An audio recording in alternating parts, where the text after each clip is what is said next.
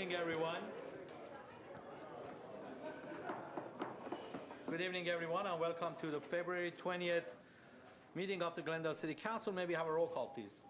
Council members Agajanian, Devine. Here. Najarian. Here. Sinanian. Here. Mayor Garpetian. Here. Councilmember Najarian, would you lead us in flag salute, please? Yes, please rise and join me in the Pledge of Allegiance. I pledge allegiance to the flag of the United States of America and to the republic for which it stands, one nation, under God, indivisible, with liberty and justice for all. Please remain standing for the invocation, which will be delivered by Pastor Vigan Khachaturian from the Armenian Language Ministry at Glendale City Church.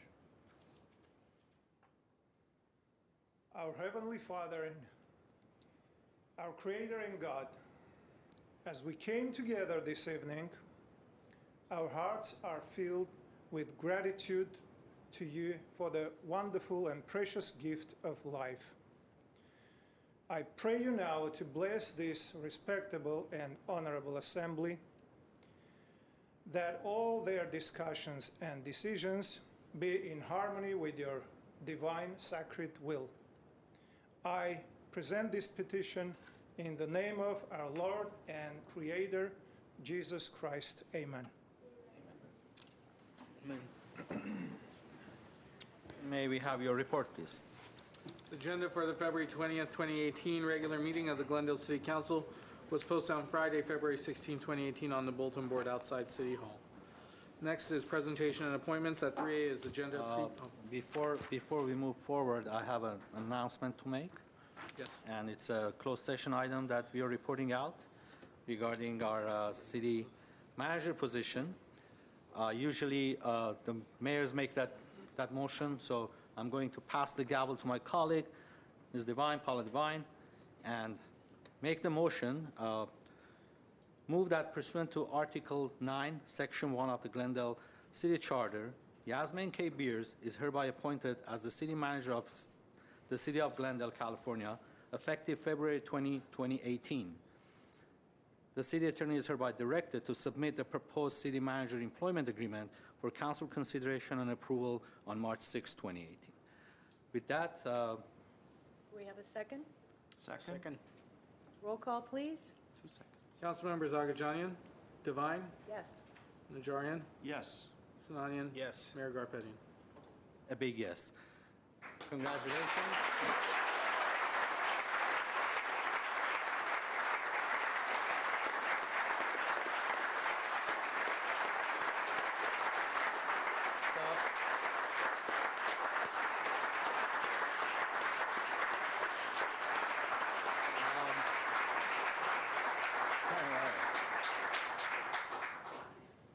So what we're going to do, I'm going to make some remarks, and all of us are going to make some remarks, and I will ask you to come to the podium and address the council as well. All of us we've known Yasmin for many, many years. You know that she was our assistant city manager since 2010, and we appointed her as our interim city manager in November of 2017. But she began her career with the City of Glendale in 1987 as a part-time employee in the library department while attending high school and college. For the past 31 years, she has held various progressively responsible positions. Ms. Beers was appointed Deputy City Manager in the year 2000, and in 2010, she was appointed as Assistant City Manager. In her capacity as Assistant City Manager, Ms. Beers served as the city's Chief Operating Officer, overseeing approximately 1,600 employees, serving in the police, fire, public works, parks, library, and Glendale Water and Power departments, to name a few. She was also responsible for citywide budget oversight, the capital improvement program, labor and employee relations, policy management, and served as an administrative hearing officer for the city. Ms. Beers played a crucial role in the restructuring of the city organizations necessitated by the Great Recession and subsequent elimination of the city's redevelopment agency in 2012. Yasmin was born in Tehran, Iran. At the age of 8, she moved with her family to Hollywood. In 1985, the Cambria family moved to Glendale where Yasmin attended and graduated from Hoover High School. Thereafter, she earned a Bachelor of Arts degree in Political Science from the California State University, Northridge, and a Master's degree in Organizational Leadership from Woodbury University. Yasmin has been involved in the city for the last 31 years, not only in City Hall, but also in many nonprofit community organizations such as Optimist International of Glendale, Glendale Chamber of Commerce, Salvation Army, YWCA, and she received many, many awards and recognitions by all of these organizations because she is a fabric of this community at this time. And as mayor, I could not be more proud to say we have identified the most qualified individual to lead our organization, and that Ms. Beers becomes the first female city manager in Glendale's 120-year history. With that, I want to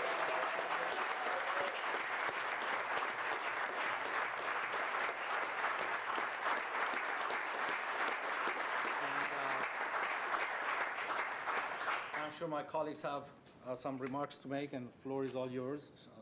Ladies and gentlemen, I don't know who wants to go first. Okay. Well, Ms. Beers, I'm so happy for you, but I'm more happy for the city of Glendale.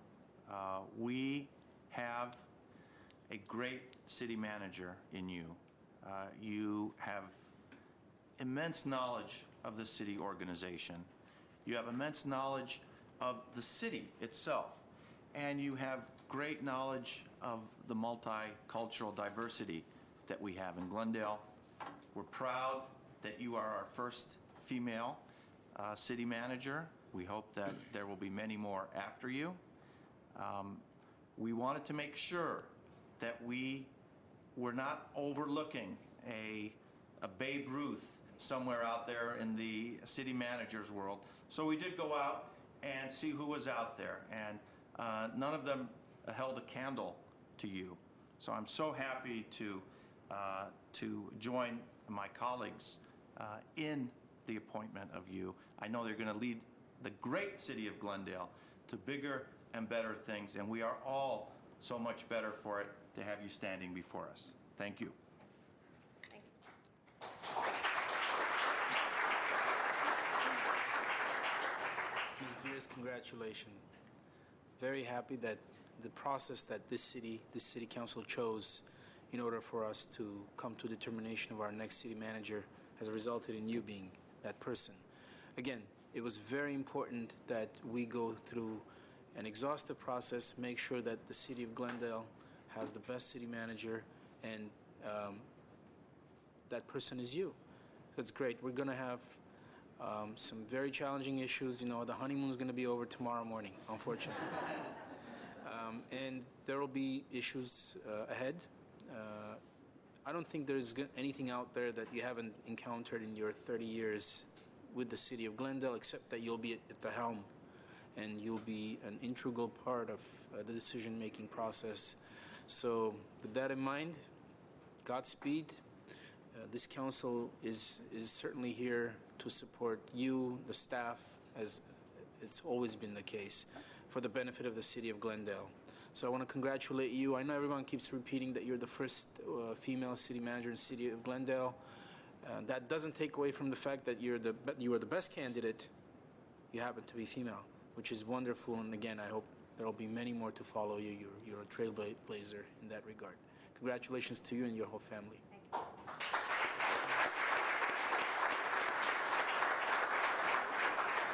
Councilmember Devine. Yes.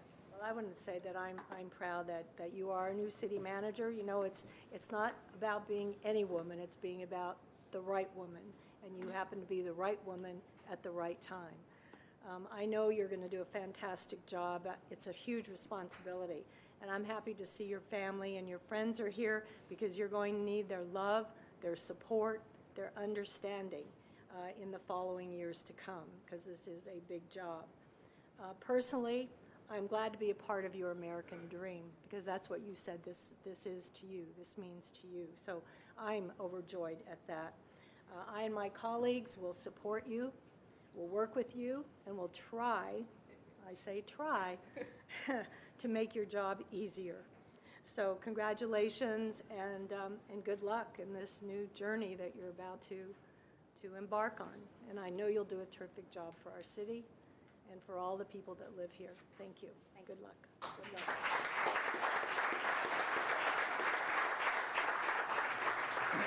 Now the floor is all yours. Thank you, Mr. Mayor, members of the City Council, city staff. I can't thank you enough for the confidence this evening and the kind words that you have bestowed upon me tonight. Thank you very much, and thank you again for your confidence, and I know I'm going to make you proud. As you can imagine, standing before you here, it doesn't happen by chance. I really don't believe that it just happens by chance. It happens when you do have a family that supports you from a very young age. When I immigrated to the United States, where my father, Aladdin, who's here this evening, and my mom, Seda, and I swore I wasn't going to do this, made a decision to move to the U.S. to have a better life for their kids. My sister and I, and Rebecca's here as well. So thank you, Mom and Dad, for everything that you've always done and always being by my side. And city managers do cry, by the way, sometimes, and it's okay. It doesn't happen, again, by chance. It happens because of a supportive husband and kids who stand by your side because they know that wife and mom's job is really a calling and that she is committed to her community, and I have been for the last 31 years here in Glendale. Dan, Bijan, Sophia, I love you. Thank you for your support. It doesn't happen by chance when you do have an executive team that supports you and your vision and the organization and the community. It doesn't happen by chance. You have a great executive team that supports you, and you end up standing before the City Council thanking them. It doesn't happen by chance when you have an organization with 15 different departments and labor groups, and they support the vision of the City Council and ultimately by way of the City Council through the City Manager. That doesn't happen by chance, and a lot of them are here tonight. It doesn't happen by chance when you do have a community that's involved and cares and comes to City Council meetings and meetings outside of the City Council to give you the direction necessary to move forward. That doesn't happen by chance. It's a community that cares. It doesn't happen by chance when you have a room full of family, friends, and colleagues who want the best for Glendale, and they believe that you can be a little part of that. That doesn't happen by chance. You know, Glendale prides itself on the quality of services that we provide this community. As long as we as city employees continue to see public service as a sacred calling, as long as we continue being accountable to the organization and the community, being fair and objective in all matters that we're involved with, being respectful in all circumstances, and sometimes it's difficult, working hard and always remembering the importance of service before self-interest, we will continue to provide quality services to the community, day in and day out. I thank everyone for helping me achieve this high honor of serving Glendale as its first female city manager, or as just a city manager. Thank you all for attending tonight. Lastly, I'd be remiss if I didn't say to my kids, Bijan and Sophia, and to all the little girls and boys out there, work hard and follow your dreams. Your dreams can come true, and this was a goal and a vision and a dream that I always had to be before you at some point when it was the right time, and today is it, to be the city manager for the city of Glendale. Thank you again, City Council, Mr. Mayor, for your confidence, and I look forward to working with all of you. Thank you.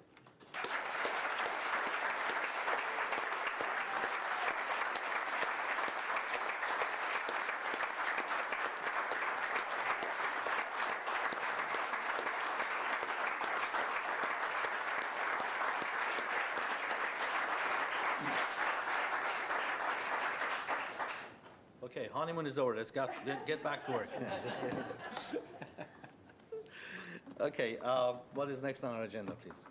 Next on the agenda under presentations and appointments is agenda preview for the meetings of Tuesday, February 27, 2018. Mr. Dakalian. Thank you, Mayor Garpetti and members of the City Council. Next week's schedule of meetings will begin in the afternoon with the Glendale Housing Authority at 3 o'clock. There's only the approval of minutes on that particular meeting. However, in the afternoon with the Glendale City Council meeting, there will be a number of consent items on calendar.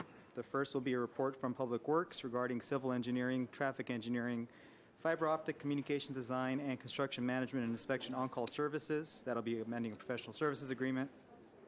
Followed by a report from Information Services regarding the public safety radio battery monitoring system. That report will be followed by another report from Information Services regarding funding for the 2016 State Homeland Security Grant Program Award for the City of Glendale in the amount of $300,000. At 4E will be a report from Libraries regarding the acceptance of 3 different grant awards, followed by a report from Community Services and Parks regarding award of funds received from Los Angeles County Probation Department to the Glendale Youth Alliance. That'll be followed by yet another report from Community Services and Parks regarding Verdugo Job Center's master lease approval. And the final consent item on the agenda is the Department of Community Services and Parks regarding acceptance of grant funds from Glendale Parks and Open Space Foundation for the One Glendale After School program. Under action items, the police chief will provide a report regarding the purchase of an SCBA air compressor for Fire Station 21, followed by a joint report from Community Development and Water and Power regarding grant funding through the Local Government Partnership Program in the amount of $260,500. At 8C is a report from Community Services and Parks regarding the Stengel Field Agreement, and at 8D will be the Director of Libraries regarding the purchase of library materials and electronic resources. And the final action item will be another report from Community Development regarding amending Ordinance 5892 relating to work exempt from permits for fences less than 7 feet and retaining walls less than 4 feet.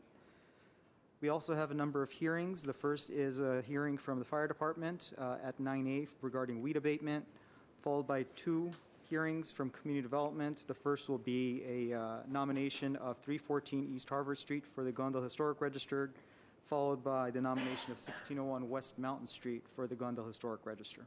That concludes next week's preview. Thank you, Mr. Takalian.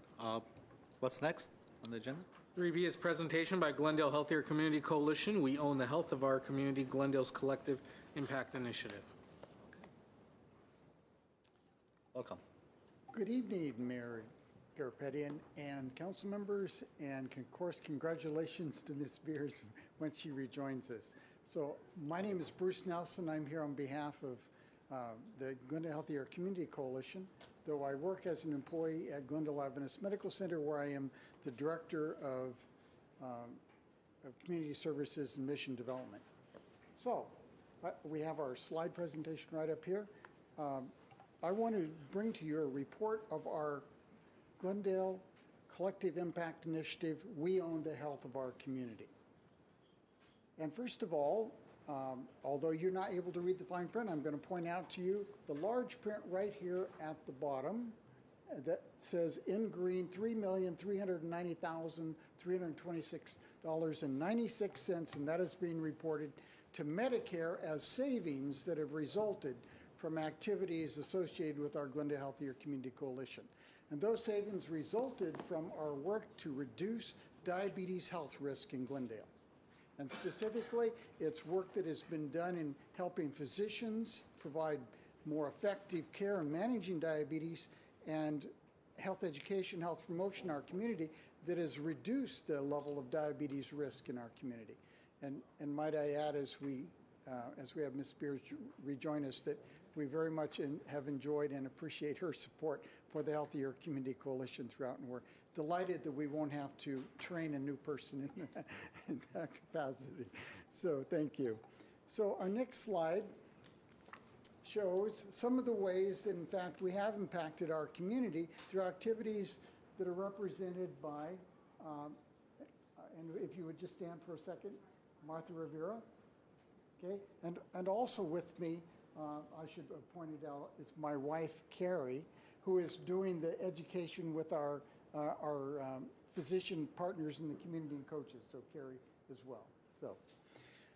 So what you see here is a collaborative project working together with the Los Angeles Department of Public Health and the Glendale Unified School District, and you see some of the educational programs and materials that are happening that are very much hands-on. So here's a community gardens happening right on school sites, and there's a number of those that are now happening. You can see in the space where the check marks are identified, the different locations that those are occurring: Edison Elementary, Head Start sites, 1 Glendale after-school sports program sites, Glendale summer camps, teen nights, homeless shelters, Glendale parks and recreation sites, and so forth.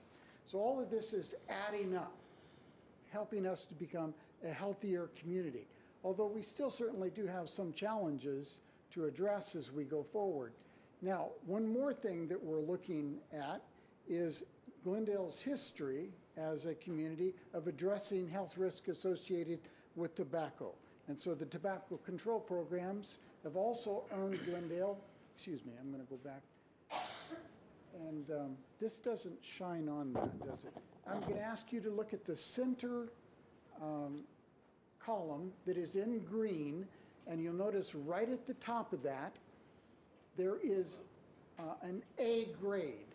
That A grade is given to us as a result of the work that Glendale has done around tobacco control initiatives. And we want to acknowledge this work that's been done very much, in cooperation with City Council, because you're the ones that have passed the ordinances that have earned us that grade and allowed us to maintain that grade over time. So we notice that as far as, and there's some categories here as far as outdoor air is concerned, and then we can see second-hand smoke-free housing. Now we got a B on that part, so we have some work to do there. And then also as far as reducing the sales of tobacco products to underage, kids and families, so forth. We have an A there, but it averages out to an A grade, and actually we were one of the first organizations, or one of the first cities in California to get an A grade from the American, from the... Lung Association? Pardon? The Lung Yeah, American Lung Association. I had it right the first time. American Lung Association in that respect, and we're hopeful, of course, and ever diligent to be sure to maintain that grade as we move forward as well. So now I want to ask you a question. Actually, I'm going to make that slide disappear for a second. So if you look at Glendale and you were to compare Glendale with Pasadena, Burbank, and La Cañada, and you're simply to ask the question, which of these communities enjoys the greater longevity for its residents? In other words, the average length of lifespan. Which would you say who has? Glendale. Pardon? Glendale. Everybody Hands said down. Pasadena? No, they didn't say. You said La Cañada, right? No. No, it wasn't La. Burbank? No. But, No, not Burbank. well, that means you said Glendale, and you absolutely nailed it. If you look up here, you'll see that Glendale has a darker color, so that you could go down at the color code, and you can see that's from 83.3 to 85.1, and that is longer longevity for Glendale residents than it is for Pasadena, Burbank, or La Cañada. So we should, be celebrating the better health, and that comes very much as a consequence of the work we do together as a community, and of course with the leadership of administration and City Council here in Glendale. So that is presented by the Highways to Health life expectancy in Los Angeles County. Now, we're still not all the way to the top. When we get all the way to the top, we're 85.2 to 90.5. And there are some areas in Los Angeles County that have reached that level of longevity. We have a little ways to go. We've got more work to do, so we're going to get busy and do it. Can you give us one example? What city? Pardon? One example? Beverly Hills. Oh, Beverly Hills doesn't count. I'm just kidding. Another example. Well, the whole west side over there around Beverly Hills. all So of those more communities. affluent areas, basically. So, yeah, more affluent and so forth. So, Okay. so I mean, we're in good company where we are. But we still have some more to go. That's true. So, okay. And if I may have you press the play button, Artie, we'll see how this happens.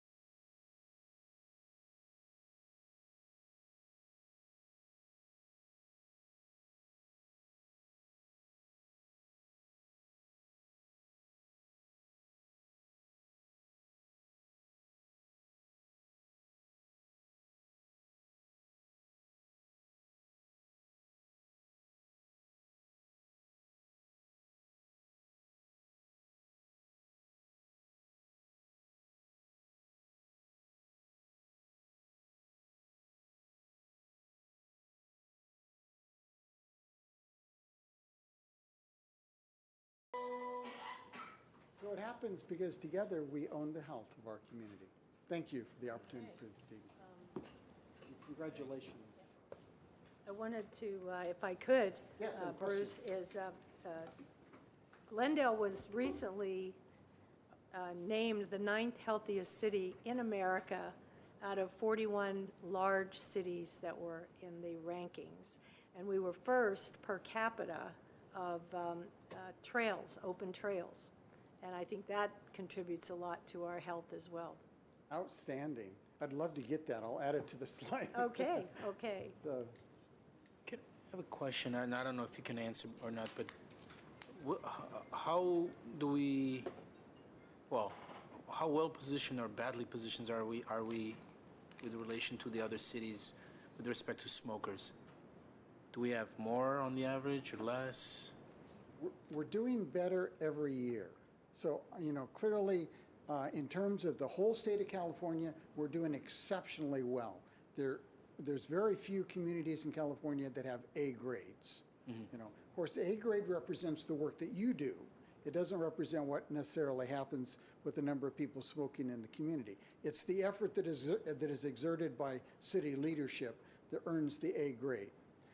However, the message is getting out there, and we're seeing at the state level and at the community level an improved health status and awareness with relationship to tobacco use. Sort of So got better. around, didn't answer my question. The reason I asked, honestly, is because I think in general, communities that have higher percentage of immigrant population tend to smoke more. But the overall news that you're giving us is great. It's absolutely wonderful. So I'm trying to reconcile sort of the smoking element with the life expectancy that's longer than those in La Cañada. I mean, that's an affluent neighborhood, but we're doing better than them. That's right. So there have been a number of people who have been surprised by that. But that, again, is LA County Department of Public Health data. So we're going to trust that they got it right. Oh, affluent city, before I get angry phone calls from La Cañada, affluent city. Yeah. Other questions? No, I just want to thank you for your hard work, and I think it makes a huge difference in our community and our health, and I'm glad that our life expectancy is about 82, 83 to 85. That's great. So you have a while. I do have a while.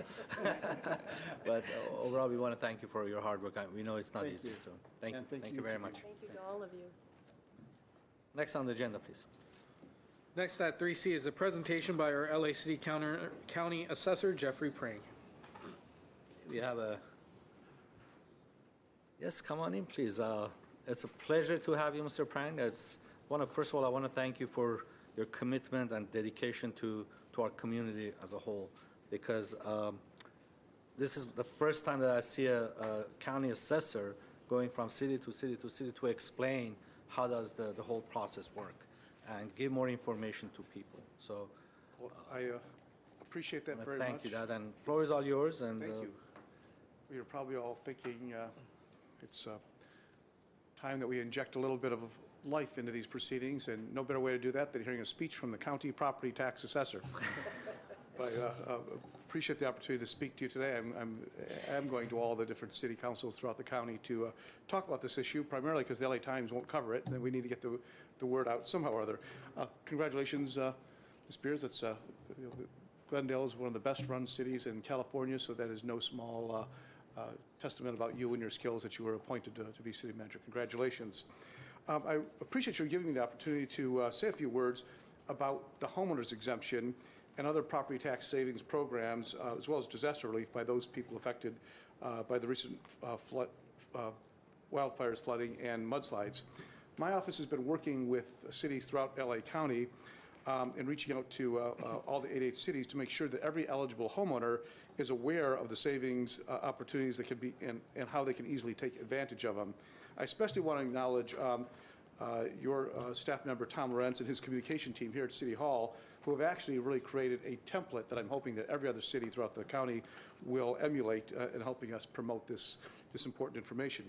In essence, the homeowner's exemption reduces the taxable portion of a home's value by $7,000 which transfers into an annual savings of $70 for homeowners. To be eligible, the home simply must be your principal place of residence as of January 1st of any given year.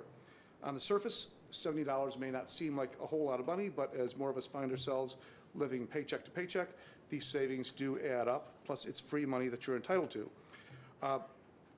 In LA County alone, believe it or not, there are 435,000 homeowners who qualify for the homeowners exemption. It's about roughly 30% of all homeowners, and it adds up to $30 million in savings that taxpayers are not taking advantage of. In Glendale, the latest estimates show that a quarter of your constituents are not claiming the exemption. 6,600 out of 26,000 homeowners in Glendale, which adds up to almost $500,000 in savings. In terms of the number of homeowners who do not claim the exemption, Glendale ranks 8th out of 88 cities in the county. And I should also note that homeowners need to only apply once and will save property tax to their bill every year. If you're a Glendale homeowner, I encourage you to visit our assessor's portal and enter your street address to see whether or not you have the exemption. You'll see a little note that says exemption. It'll say HOX if you have it. If you don't have it, you should apply. You can apply online at our website, which is assessor.lacounty.gov. You can come in person to one of our public counters across the county, send it an email at helpdesk@assessor.lacounty.gov, or just by calling our phone number and getting an application mailed to you online.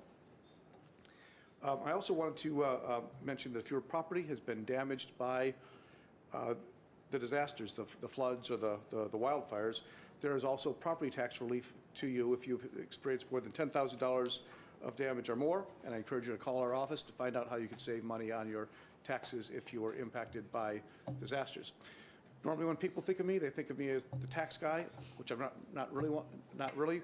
But today I'm here with $500,000 for the people of Glendale, and I appreciate your willingness to partner with me at my office to spread the good word and offer a little bit of cash to the residents of Glendale. And I thank you for your time and your consideration. Thank you. Mr. Najarian. Hi, Mr. Prang. Welcome. Councilman? So for those Glendale residents who may have been too busy with certain civic duties to claim the homeowner's exemption, has the deadline passed? I think it has, hasn't it, last week? Well, the deadline is passed to get the full value of the exemption for this year. It's prorated, so if you apply at any time during the year, you'll still get some benefit, just not the full $70. $70. Full 70, it sounds like it's a lot of money. It may not be a lot of money, but it's money that you're entitled to. Thank you. So we will prorate it throughout the course of the year. You still will get something back. I'll tell my friend. Well, Thank you. He's sitting right next to you. Yes, still on me. Mr. Mayor, Yes, but Councilman Mr. Prang, Devine. actually, because I get your emails every so often, I did see this on on the internet, and I announced it at Housing Authority before the deadline. So hopefully there were some people in Glendale that actually got this information in time and will take advantage. So thank you for being here. Thank you much. I appreciate your help. You know, not everybody's paying attention to what the assessor's office is doing. You folks are out in the community. There's lots of people you talk to, and this is a simple way to offer a little bit of savings to your constituents, and you'd be doing me a great favor by helping us spread the word, and I appreciate your partnering with us. And I also want to welcome you to Glendale, Mr. Prang. Always a pleasure seeing you, and thank you for serving the people of LA County and looking out for our best interests. Thank you, Councilman Cesare. Thank you. So we do have a mayor's commendation for you. For me? Yes, sir, because you're here and we appreciate your hard work, and in recognition of your benevolent leadership and assistance as Los Angeles County Assessor, your commitment and aspiration in helping the public is greatly appreciated and has made a positive impact on our community. On behalf of the City of Glendale, I thank you for your exceptional service and wish you continued success. Thank you. I'm I very want to honored. ask my colleagues to all of us take a picture with Will this help me with parking? Assessor. Can I put it on my dashboard? Only Glasgow.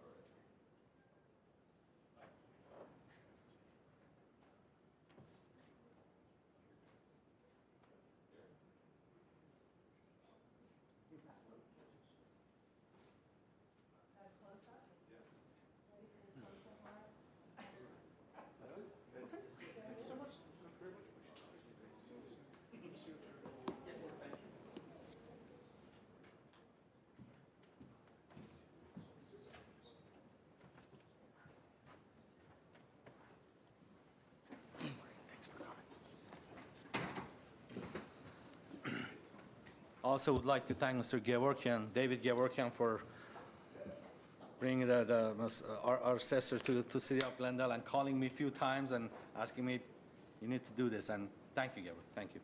Yeah, Mr. Gevorkian, yes, thank you, David. What's next on our agenda, please? Mr. Mayor and Council, item 4 is consent items, including minutes following our routine and may be acted upon by one motion. Any member of council or the audience requesting separate consideration may do so by making such request before a motion is proposed. There were cards submitted to comment from the public on 4B and 4G. Okay. Is there a motion to remove the rest of the calendar, consent item? I'll move the balance of the consent calendar. Second, Roll call, please.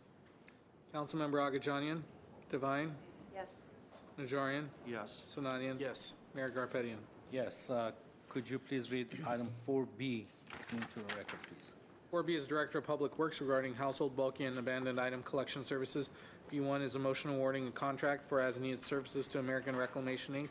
in an amount of $500,000 for 2 years with 3 optional 1-year extensions at $300,000 each, and authorizing to execute the contract. 2 is a resolution of appropriation transferring $83,500 to fund services for the remainder of fiscal year 2017-18.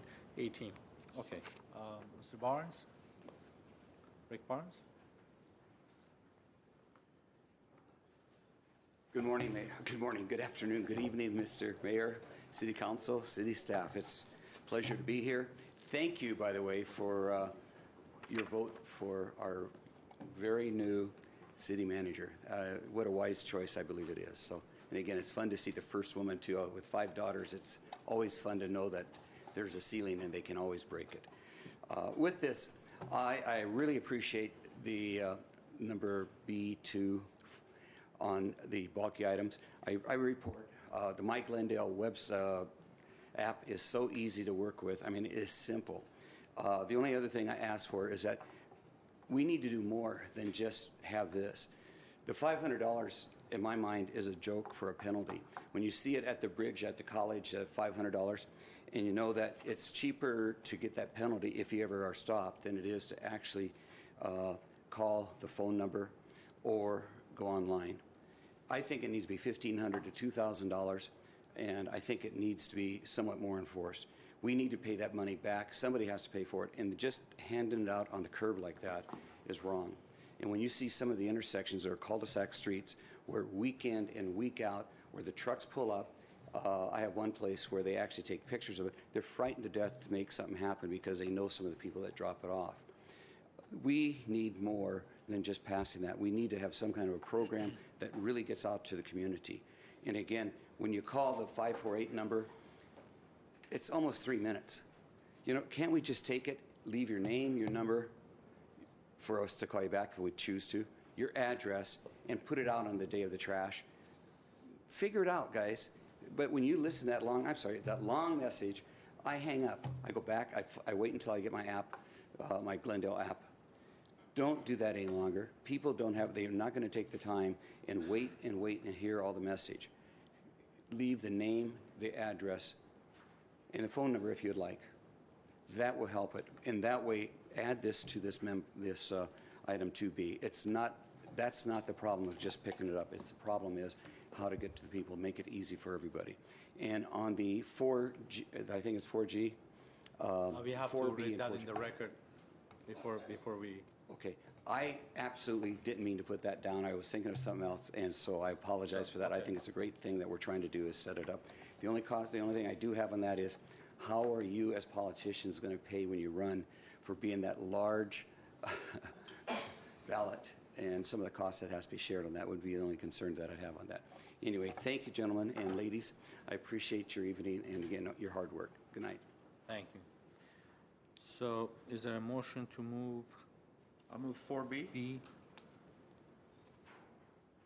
I'd like to hear an explanation so that our viewers know exactly what the recommendation is and the program is, so that they know that exactly what's going to happen with this On contract. On On 4B? 4B. Okay, Mr. Golanian? Good evening, Mr. Mayor, members, City Council. As you know, we currently have, with City Crews, 2 crews and 2 trucks that go through the city and collect bulky items on the resident scheduled pickup days. We are proposing to supplement that effort by hiring a private hauler, and at the rates that we have received, we are doubling down on the original intent, and we will have 4-man crew with 2 trucks who will be canvassing the city, who will be assigned to our troubled so-called hotspots and on weekends. And in that manner, we should be able to put a huge dent in this issue of bulky items. Just for your information, we have seen, as you have noticed, we have seen a significant increase in the number and frequency of abandoned items in the city. From fiscal year 15-16 to 16-17, there was a 20% increase. We anticipate by the end of this fiscal year, by June 30th, we will have completed at least 30,000 total stops, which would culminate in something like almost 3,000 tons of bulky and abandoned items. We have, as of last November, embarked on extensive educational programs. We have sent inserts in the bills. You see banners all over the city. We have also purchased 2 closed circuits camera to catch folks who abandon items within our cities, and we do believe that there are some folks from other cities who bring them to ours. So we will work with neighborhood services to curtail the people who do that. We are recommending a 2-year contract for $250,000 each year. At the onset of the 3rd year, the rates will go up slightly, and so our estimates indicates that we're going to need $300,000 after that. We have also included this bulky item, abandoned item collection as part of the potential upcoming commercial trash collection franchise. And if and when that materializes and we do get better rates, we can eliminate this contract without owing the company anything further. That's about it. Like I said, this private hauler will start work probably in a month or so, and they will be canvassing various neighborhoods as needed. We will issue work orders to them on pre-assigned routes and our trouble spots, and we continue with the in-house collection on the routine pickup routes. I think what a couple of things. Mr. Barnes, I think, mentioned people know who's doing it, and I think if someone would, this would be complaint-driven because there's no way. There were 2 mattresses on the corner of Mountain and Kavanaugh, big mattresses, and I stopped. I saw a homeowner there and wondered. I said, "Did you see who did this?" And he said, "They dropped them at night." He said, "One night there was 1, and then the next morning he woke up and there were 2. So it happens. It's very difficult to pinpoint who's doing this. But I just wanted the viewers, the residents, to know that we are making every effort. You are making every effort. Council is trying to solve this problem of dumping on our streets and sidewalks, and we'll continue to do that. And if I may, on the Mr. Barnes' note about the message on our system, we are working on a brand new system that will hopefully facilitate this process, and it will be much easier to leave messages and schedule the pickup much faster. And with that, I'll move the item. Okay. Is there a second? Second. It was moved. Oh, it was moved and That's the seconded second. already. Second. Roll call, please. Already seconded. Councilmembers Agajanian, Devine, Yes. Najarian, Yes. Sinanian, Yes. Mayor Garpetian. Yes. Mr. Barnes, I'm going to ask you one more time. So you do not want to pull item 4G and talk about it?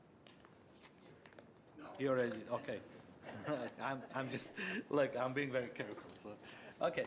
I'll move 4G. Well, if I can just read it into the record. Read it into the record. Since and- it was pulled. City Attorney and City Clerk regarding non-pro trunk correcting resolution calling and giving notice of the holding of a special municipal election to be held on June 5th, 2018. G1 is a resolution calling and giving notice and asking Los Angeles County Board of Supervisors to consolidate the special election with the statewide primary election, authorizing city clerk as duly authorized officers to carry out all necessary procedures for said election, working with County of Los Angeles. Is there a motion? There was. Someone Is there a move? second? Second? Roll call, please. Councilmembers Agajanian, Devine, Yes. Najarian, Yes. Sinanian. Yes. Mayor Garpetian. Yes. Next item, please. Next item is city council and staff comments. Comments? No? Okay. Next item? Next item is the oral communications or community event announcements, followed by 3-minute general public comment portion. Okay. Sharon Wiseman,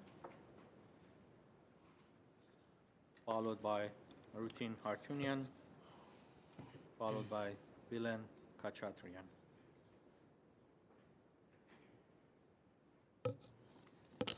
Thank you, Mayor Garpetian and council. I'm Sharon Weissman from Far North Glendale. I'm here this evening on behalf of Glendale Beautiful to remind everybody again of Arbor Day coming up Tuesday, March 6th. And the key date now is the deadline to donate trees, and that's February 28th.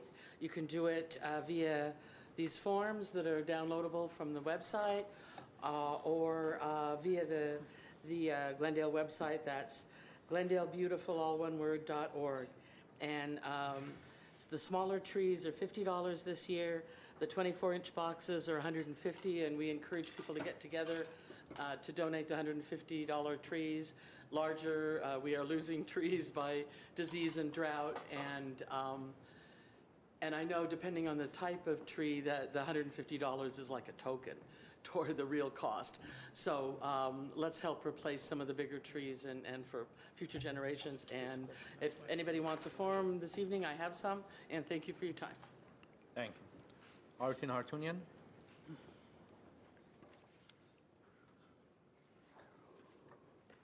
Honorable Mayor, members of the council, city staff, congratulations again, Ms. Spears, for the appointment. We are here because just as a follow-up to a request on behalf of Unified Young Armenians to rename the street into Artsakh, which we made in August 2017. A letter was forwarded to the city manager, as well as the mayor requesting the change, as well as a fee waiver request was placed in for the name change. I understand that there are fees associated with this process. However, as a nonprofit and as a project that we believe is very significant for the community, we think that a request as such, we're hoping that the council can grant that and allow us to have that street name change, and we should be a very, very major, I guess, gift to the community.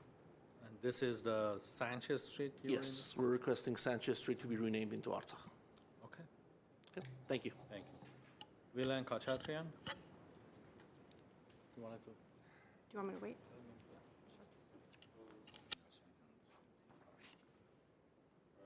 Quite frankly, the issues my colleague raised already, I was expecting some kind of discussion, quite frankly. So at this point, it's my understanding there will be no discussion of the issues, and I was in anticipation of having some kind of questions that we can answer, provide feedback, and then report to the community as we intend to kind of present the issue to the community. But the way I see it, today there will be no discussions held and no issues raised. Okay. So thank you. Thank you. Let me go to Ms. Beers. This issue was raised a few months ago, and they sent out a letter requesting the street name, Sanchez Street, to be renamed Artsakh. And I think what I would like to know is what is the process from here on, and how do we go about changing the name of that street to Artsakh? Mr. Mayor, members of the City Council, as you know, we had a request last April, and it was brought to the City Council, and I believe one of our council members brought the item forward along with community members, and it was seconded. We didn't have a process in place at the time for street naming purposes. We came back to you in August to provide council with information as it relates to the process by which a street can be named. And we outlined that process to the City Council, and the City Council adopted a motion to have a process in place. And at that time, we were under the understanding that we would be receiving a letter as well as the associated fees that go along with the request, and we received a letter 2 weeks ago. My suggestion at this point would be, based on the fact that the request is for Sanchez Street to be renamed, for staff to go back and look at Sanchez as well as other options that may be feasible for the City Council to look at, because there are some specific, historical city naming processes that we need to go through, and if Sanchez has any sort of historical kind of background, we want to be able to provide that to you as well, so that you can make an informed decision moving forward, whether it's Sanchez or any other street or plaza that you may want to rename to Artsakh. But what I would suggest is not to have a discussion on the fee piece, but have a discussion regarding the council having options, if you so choose. And if you like one of the options that staff brings to you, we can then go back and go through the entire process, which is going to the Planning Commission, goes to the Planning Commission, it gets vetted at the Planning Commission, and then ultimately comes back to you as the City Council to adopt. We could have something before you, within the next probably 5 or 6 weeks. We couldn't come to you quicker than that, because I do want staff to look into the matter and research it appropriately as it relates to all the options that may be available to you. Is there any kind of outreach that goes along with that Yes. process? Yes, we would have to. Because you'd have to Right. ask all of those that have that at a certain address. Correct. Yeah, my understanding is there are no, I think one of the reasons they chose that street was because no property is being affected Correct. as far as their physical address, and that's why that property, that location was chosen. But is there a way to bring this report back a little sooner than 5 or 6 weeks? We'll do our very best to bring it back to you as soon as possible. I'm just giving you a longer time frame, but hope to bring it back to you sooner than that. Okay. So when the report comes back, at that time, the council will decide if there will be some options for us to either vote for that street name change. Sure. And then at that time, we can waive the fees if the council decides, move forward. That could be part of the discussion as well, yes. Absolutely. Okay. But I do want us to be able to give you options other than just Sanchez, because from what we understand, there are some significant historical kinds of attachments to Sanchez, and we, again, want to be able to provide you with options so that you can make the best decision for the next street naming that may come before you. Even though there are no addresses on Sanchez and it's a perfect street to rename, there are some family ties of the Sanchez family to the Verdugos that we have to consider.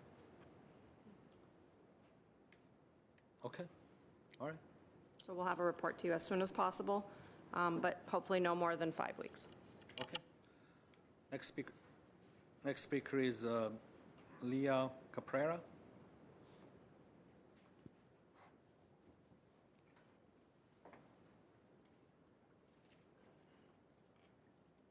Good evening, Mr. Mayor and members of the Council of Glendale. I'm here again to talk about Grayson. It's a subject that is concerned to everybody. And so I'm going to point some things about, for example, natural gas that is taken for underground by hydraulic fracturing. And EPA released a study in 2016 saying that of the 1,606 chemicals identified by them, 173 had chronic oral toxicity values. So it's something for us to keep in mind what fracking is doing to our environment and, of course, to us. So natural gas produces CO2, CO, NOx, a little bit of SO2, water vapor, and particulates. So these have a great impact in, these are considered greenhouses gases, okay, and the particulates. So it's not good for our health and also for the planet, for the health of the planet. We live in a state that is a major producer of technology that is used all over the world, okay?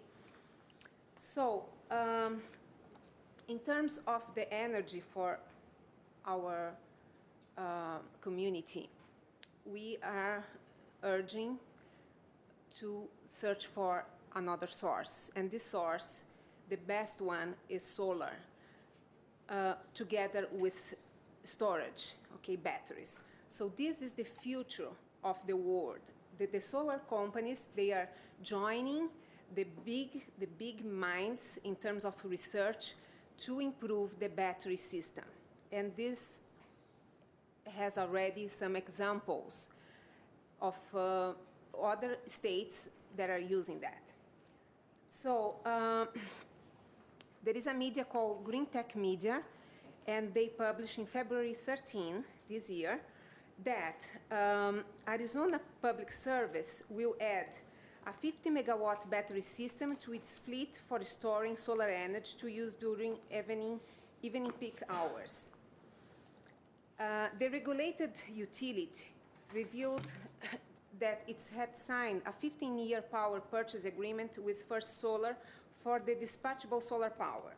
The storage system will be paired with a new 65 megawatt solar plant in West Maricopa County and should be up and running in 2021. Okay, if you can wrap it up, please, your time is up. Okay. The joint system suggests a new paradigm for solar-rich markets, the solar peak power plants. So the hours that really matter. This project emerges from a request for proposal that stated a year ago. It was open to any technology, but the bids had to deliver power between 3 and 8 p.m. in the summertime. Bids included conventional renewables, standalone batteries, and natural gas peaking plants. But First Solar hybrid solar storage proposal won. Thank you, Ms. Cooper. Your time is up. So this is one example, and I have two other companies, solar companies, in our area that are exporting battery technology. Okay, and so I can present in another occasion. Thank you so very much. What's next on the agenda, please? Next would be 8 action items. Fire Chief regarding proposed Fire Recruit Academy for fiscal year 2018. 8A1, resolution appropriating $333,057 to fund the academy. Ms. Beers? Mr. Mayor, members of the City Council, we have the Fire Chief who's making his way up to the podium, and this is for us to have a fire academy for 7 fire recruits that we are looking forward to, and we're doing it slightly differently this time around, and the Chief will get into the details about that. Chief? Mr. Mayor, members of the City Council, Madam Beers, congratulations. Thank you, sir. Thank you. Yes, so we are down 7 members on the Glendale Fire Department, and in an effort to stem the overtime tide, we want to hire people, qualified individuals. In the past, we've always hired people where we've sent them through a 12 or 13-week academy. It's 12 weeks of instruction and 1 week of driver-operator 1A, 1B, so that they can drive and tiller the back end of the ladder truck. Now, we're actually proposing a 6-week academy, and this is for laterals who come to us with all the qualifications that you would get in our recruit academy.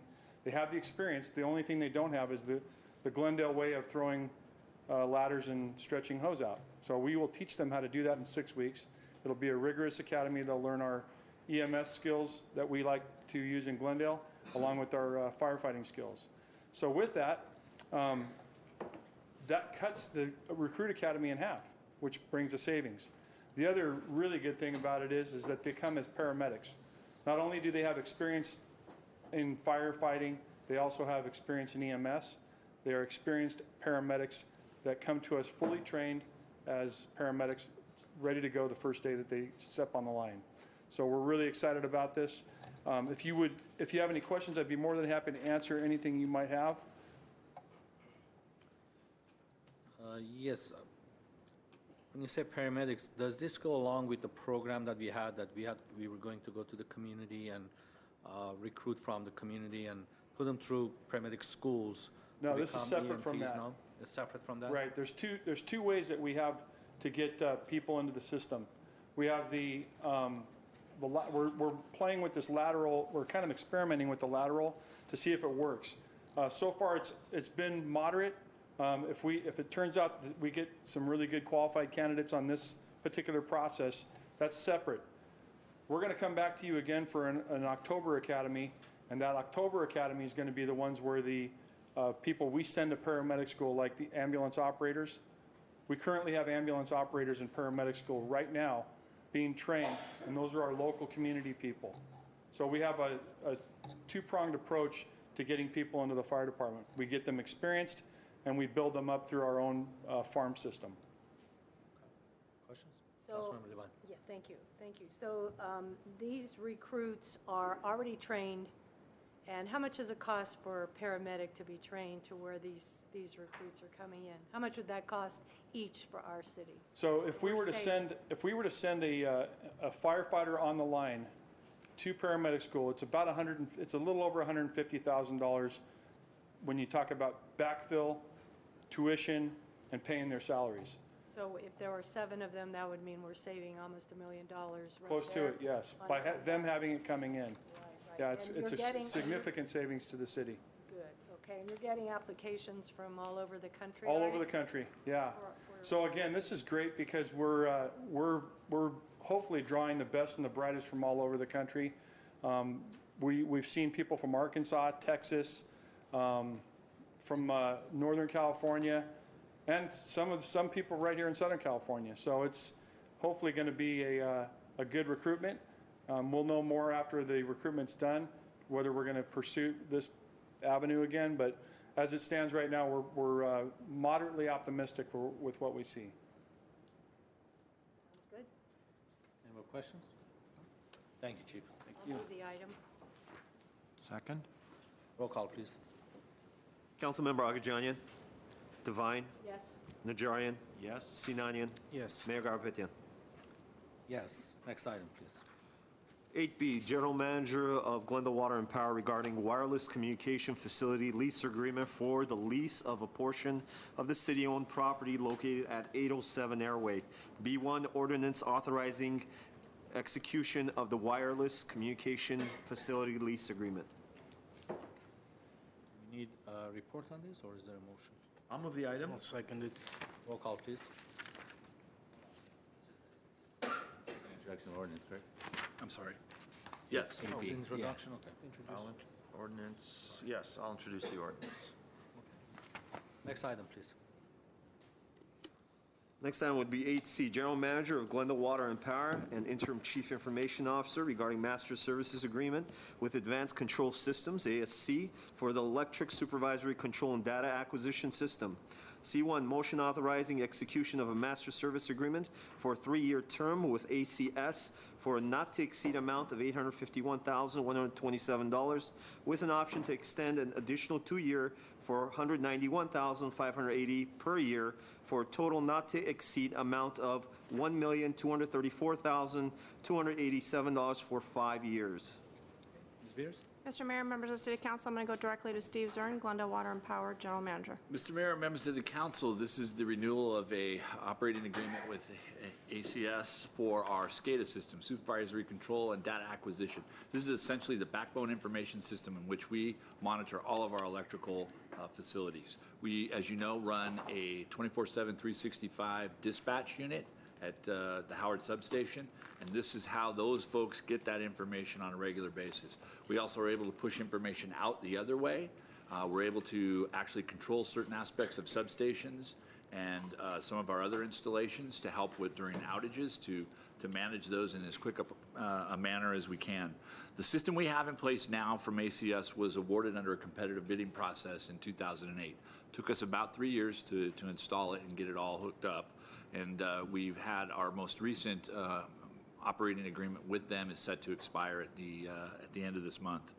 We are proposing to enter into a 3+2, so a 3-year agreement with 2 option years to continue those operating services and those support services that ACS has provided us.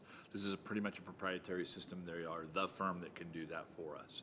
In addition, we've asked for some additional services, one of which is a software upgrade to the Prism 11, and that includes the software upgrade and the licensing. We've asked for some additional training. We've also asked for an interoperability component that allows us to communicate in real time with the City of Burbank and the City of Los Angeles, LADWP, for our balancing authority information. And then we've put some emergency contingencies in there as well. So the total amount is the 1.234 for the full 5 years, with the 3 years being part of tonight's approval and an option to renew for those subsequent 2 years. With that, I'm happy to answer any questions you may have. Okay. Any questions? No? Motion? I'll move the item. Second. Roll call, please. Councilmember Agajanian. Devine. Najarian. Yes. Sinanian. Yes. Mayor Garpetian. Yes. Next item, please. Next item is oral communications. Discussion is limited to items not a part of this agenda. Each speaker is allowed 5 minutes. Council may question or respond to the speaker, but there will be no debate or decision. The city manager may refer the matter to the appropriate department for investigation and report. Okay. First speaker is Dan Brotman, followed by Glenn Webb.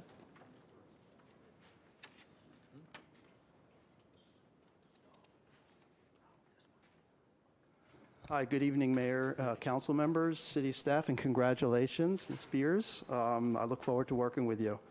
I'd like to continue where we left off last week. Basically, I was attempting to clear up some, let's call them misunderstandings from the Grayson discussion of 2 weeks ago.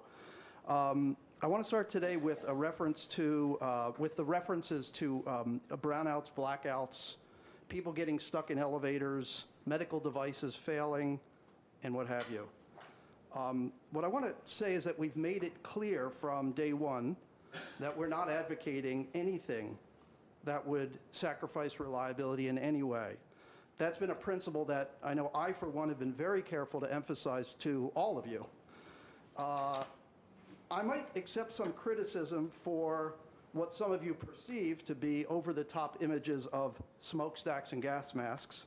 But I think this council should do the same for fear-mongering about us trying to take Glendale back to the dark ages. In fact, the kinds of distributed solutions that would be part of an alternative scenario would actually enhance reliability, not threaten it. This is a longer conversation, of course, but basically think about having solar generation and storage at discrete points across the city, all connected into a microgrid. You avoid single points of failure. I wonder if you're aware of the degree to which Grayson today represents a vulnerable single point of failure. One reason for this is that all of our transmission is centralized in a single substation called Kellogg, which is on ground level not far from the LA River. If there were a flood, the substation would clearly be taken out. The city would go completely black for a very long time. I understand this almost happened in the late 90s when the river water came up to the top of the wall.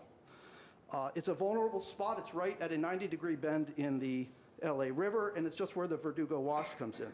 It will flood eventually. The other issue is that, whether you don't know if you know this, but we bring recycled water in from Griffith Park over piping that is very vulnerable to an earthquake. There's an expansion joint that has already moved quite substantially. It's about 100 feet from the substation. If in an earthquake that expansion joint were to go, and it probably would, you'd have 1 million gallons of water flooding into the yard. So there'd be no power at all for days. So, you know, Mr. Webb will be fine because he's got the solar on his house, but not the rest of us. So when you talk about reliability and put up images of blackouts, you do need to look in your own backyard.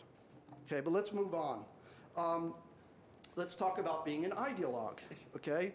Term that was used disparagingly to describe the 300 Glendale residents and 200 people from neighboring cities that came out to challenge Grayson 2 weeks ago. All ideologues. Well, an ideologue is somebody who follows an ideology, so what is our ideology? Wanting breathable air, not wanting our kids and grandkids to inherit a planet that's unlivable, with an unlivable climate, not wanting to be stuck with an expensive white elephant after California bans fossil fuel generation. If that's an ideology, I'm proud of it. What if I showed that we can obtain the same level of reliability at a similar or lower cost without building new gas combustion at Grayson? Would you say that that's a good thing? Is wanting to find out whether that's possible being an ideologue? In fact, please stay tuned because you know Mr. Webb told you he's working on this. I would like to let you know that we have come up with some resources to do the same. And Mr. Mayor, you once said to me, you know, you have resources, why don't you do a study? I didn't at the time. I've been able to get those resources. So we are doing a study. And I'm hopeful that in a few weeks, and certainly before March 27th, we will be able to demonstrate that what I've said is in fact achievable.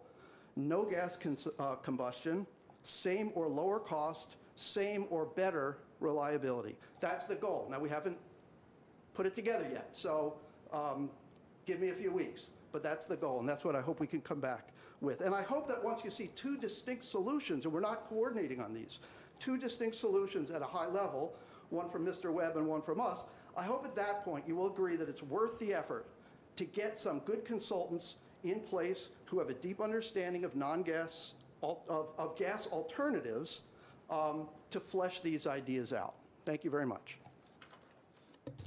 Thank you. Glenn Webb, followed by Chinook Ramirez.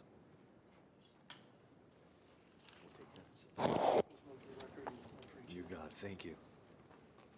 Well, Mr. Mayor, members of the council, believe it or not, we did not coordinate these two presentations at all, but he couldn't have been a better straight man. I reread the GWP rationale regarding Grayson repowering on their website this morning, and I remain mystified as to how we can justify buying 4 new gas turbines. GWP stated we are currently at 64% zero carbon energy sources. Obviously, none of that 64% comes from the gas-fired turbines at Grayson.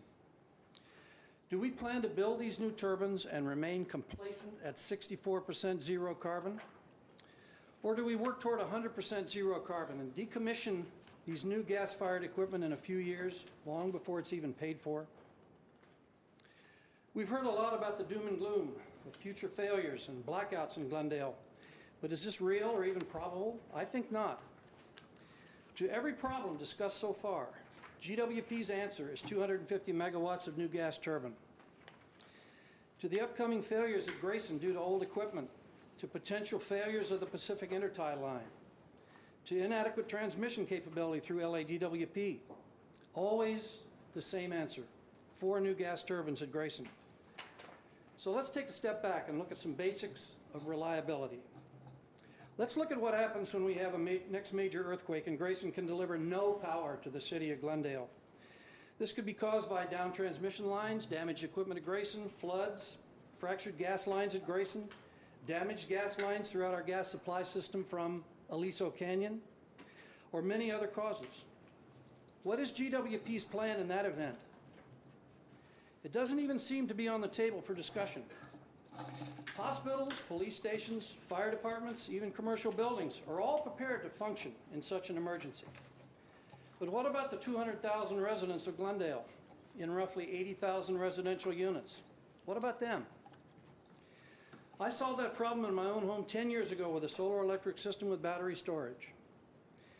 In a prolonged outage of more than a few hours, I could drop an extension cord over the fence to my 2 next-door neighbors and operate their critical loads as well as my own. And by critical loads, I mean refrigerators, microwave ovens, lights, communications gear, and so forth. The things that we need to sustain ourselves for more than a few hours of outage. At a cost of $80 million, this city could purchase a Honda EU 2000i generator for every one of the 80,000 residential units in this city, which would give us operational capability for critical loads for several weeks. That's the simplest answer for emergency preparedness. Right now, we don't have it. Another answer is to develop a 6-kilowatt solar system with battery storage at 1/2 of the 30,000 single-family residences in the city, paid for by 1/3 by the Solar Incentive Program, 1/3 by the homeowner, and 1/3 by Uncle Sam through the solar tax credit. At current reimbursement rate of $1.25 a watt, which is the Solar Incentive Program, that would cost $225 million of funding to the Solar Incentive Program from the city. The Solar Incentive Program, of course, is currently broke and incentivizing no one except a few lottery winners. This solar development is the first step in my plan for a zero-carbon Glendale in 5 years. I'll be presenting the other pieces of that plan over the next several weeks. I'm prepared to discuss plans for what we might do under some of the other failure conditions studied by GWP, and what we might do with peak loading conditions of 350 megawatts. And I'll be doing that in my next several 5-minute opportunities. I wish I had more time tonight. Meanwhile, I would strongly suggest that the City Council take a look at some of the very fine and extensive studies that have already been done by others facing the same issues we have. The very best of these is the Zero Carbon Australia study. It's been in process for 20 years with university, business, and commercial interests from all over the world participating. They have developed a plan to get the continent of Australia to a zero carbon footprint in 10 years. And that includes all aspects of Australian life, not just electricity generation. Much of what they've done is directly applicable to Glendale. Another, and a plan directly applicable to Glendale, is that of the city of San Jose. Please take a look at their plan, which has been developed with the participation of citizens groups, commercial interests, scholars, and others. They've come together at the request of the San Jose city government to make their city a leader in clean energy and clean water and air. I would like to see our city council show that kind of leadership, and at the very least, take a look at the work that has been done all over the world addressing the very same problem we have.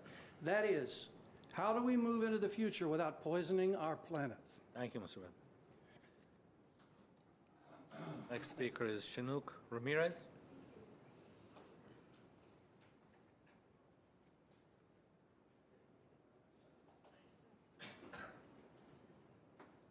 Thank you very much. Very kind. Thank you. And thank you, ladies and gentlemen. This is a matter of principle. Today has been an eventful day, never a dull moment. And again, forgive me for being a bit redundant, but I must repeat several of these license plate numbers that are involved in the criminal ring. We want this abusive torture to stop. We want these criminal gangbangers to be caught, prosecuted, and deported. Thank you.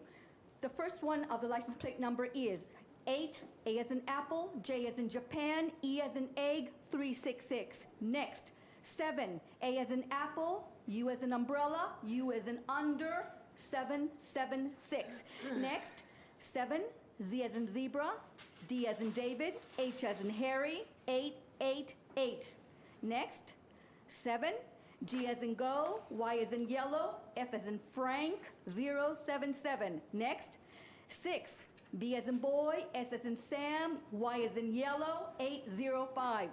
Next, 5, W as in world, I as in India, T as in Tom, 330. Next, 7, U as in umbrella, L as in love, L as in Lucy, 573. Next, 3, T as in Tom, I as in India, L as in love, 300.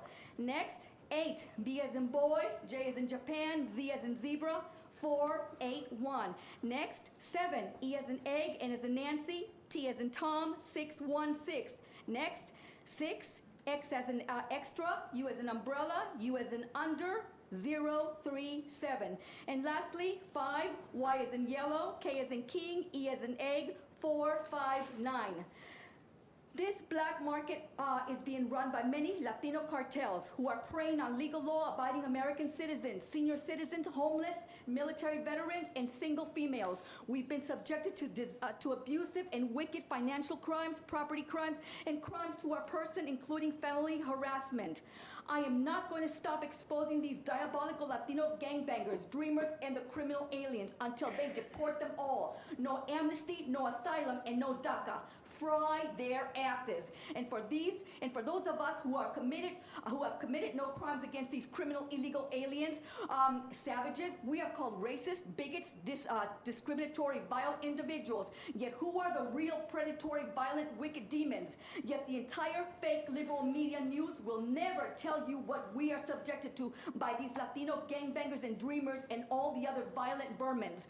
They're nothing more than freeloading buffoons, living rent-free off of the graciousness, the kindness, and the loving free will of the American people. And now, thank God for Donald Trump, who's begun to open our eyes and let us see what we've been robbed of.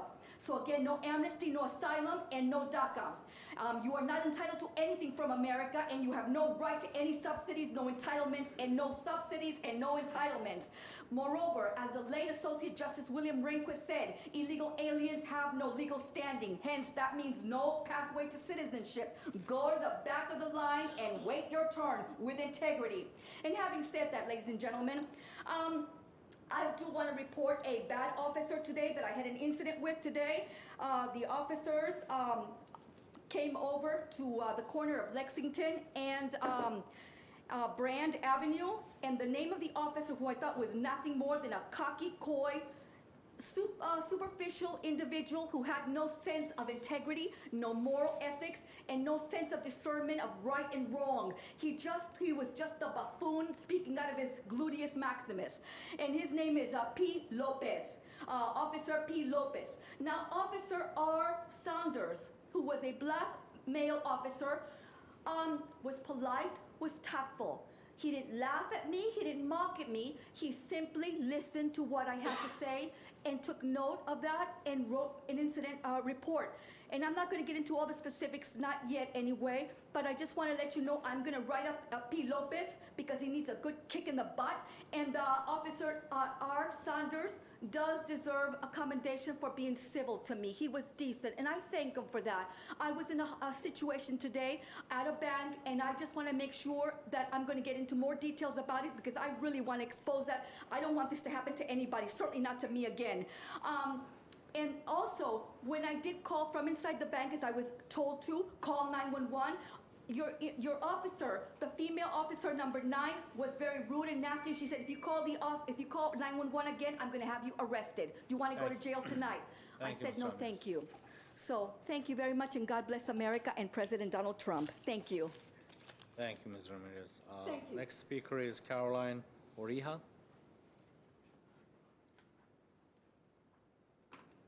Tough act to follow. Good evening. I'm coming again as a Glendale resident. I live on Riverside Drive, not too far from the proposed power plant expansion. I am looking forward for the council to take a robust study into this and to explore other options for clean energy, renewables, and also to hire non-affiliated consultants. I apologize I rushed here to get here tonight. I appreciate you all being here tonight. And right now, from my research, there isn't a whole lot that is there to regulate natural gas. SoCal AQMD cannot shut down anything if there's a leak, if there's a contamination, and also if there is a gas leak and it's just going into the atmosphere, there isn't a timetable and that leak has to be clogged. So there's not enough regulation right now in the books to protect residents such as myself from any kind of gas leaks, anything like that. And I just hope that the council can just take a bit more time with this. There's no rush, and just to let's explore some renewable options. Thank you. Thank you. That was my last card. What's next on the agenda, please? Next would be adjournment. So moved. We are adjourned.